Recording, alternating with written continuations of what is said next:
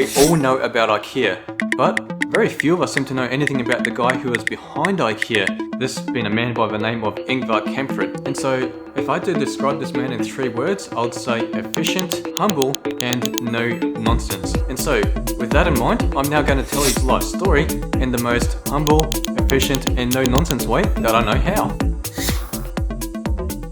So Ingvar was born in 1926 in Älvträsk, which is in southern Sweden. And he started his business career when he was 5 years old, when he'd ride around in his push bike and sell matches, pens, and flower seeds. And so what he'd do is he'd buy them in bulk in Stockholm and then go back to his town in Älvträsk and then sell the packets individually. And also bear in mind that this is in the 1930s in Sweden.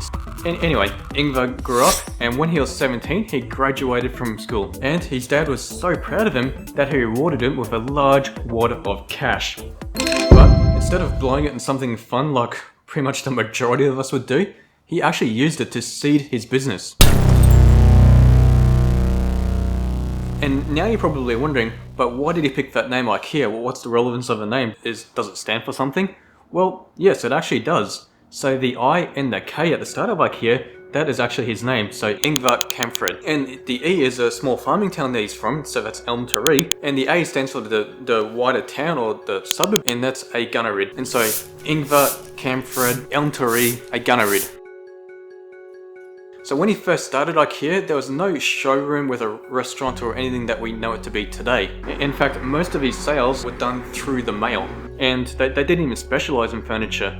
But over time, he noticed that furniture became one of his best-selling products. And this is partly because the Swedish government at the time had built many new houses for its population that they were now giving furnishing or furniture loans to ordinary Swedish citizens in order to decorate their houses. And so the whole furniture market was pretty much booming in Sweden in 1948. And also at Sweden at the time, there were many furniture making craftspersons, and they were very keen for on-sellers, and so this sort of put Ingvar in a very good position for that because he didn't want to make the furniture, he just wanted to on-sell it. And so it was a pretty good arrangement that the furniture makers in Ingvar had for quite some time.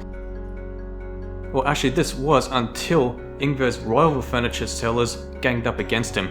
And the reason they did this is because they believed that his markups were too low and they were driving the other furniture competitors out of business. And so all the other furniture on-sellers pressured their suppliers to refuse to sell to Ikea.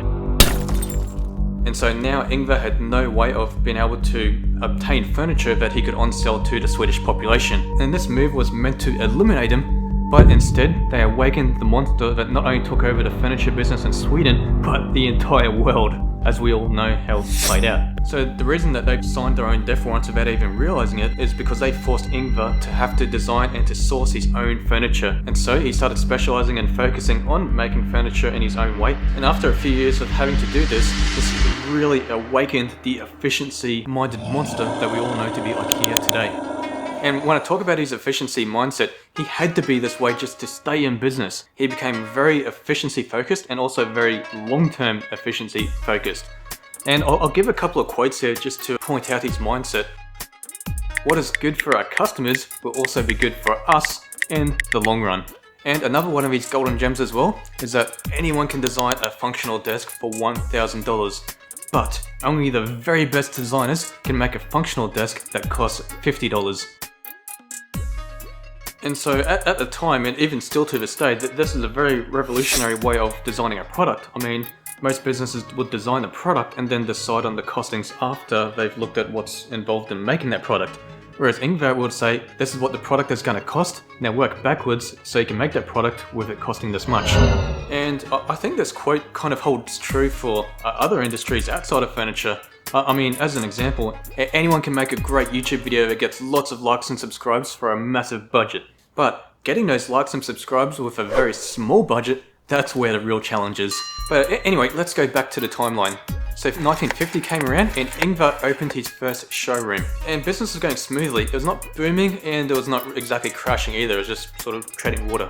And Ingvar would hang around in the showroom and basically talk to the customers and answer any questions they had about it. Then one day in the showroom in 1950, he had a light bulb moment that would change the world as we all know it.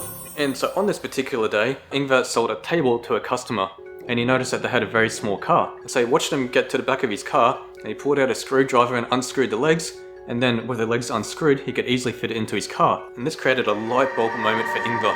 And yes, you can probably see where I'm going with this. This was the dawn of the flat pack furniture age. And so by 1953, the majority of the furniture that Ikea sold was now flat pack. And with the sale of his flat pack furniture, it wasn't only more efficient and more convenient for both him and the customer, he also happened to accidentally stumble across a bit of a unexpected positive consumer behavior. In fact, psychologists actually nicknamed this consumer behavior the Ikea effect.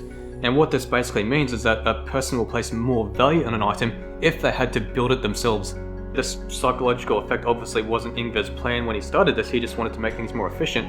But he now got the added benefit along with the extra efficiency that people would value the furniture more because they had to have a part in putting it together as well. And so going through the 1950s, Ikea was going through some pretty steady and consistent growth, especially with this whole new flat pack revolution that he was leading. And now we're in the 1960s, and Ingvar suddenly noticed that customers seem to buy less on an empty stomach. So he decided to start up his own Ikea restaurant inside of his furniture store so the customers wouldn't leave his store in order to fill their empty stomachs.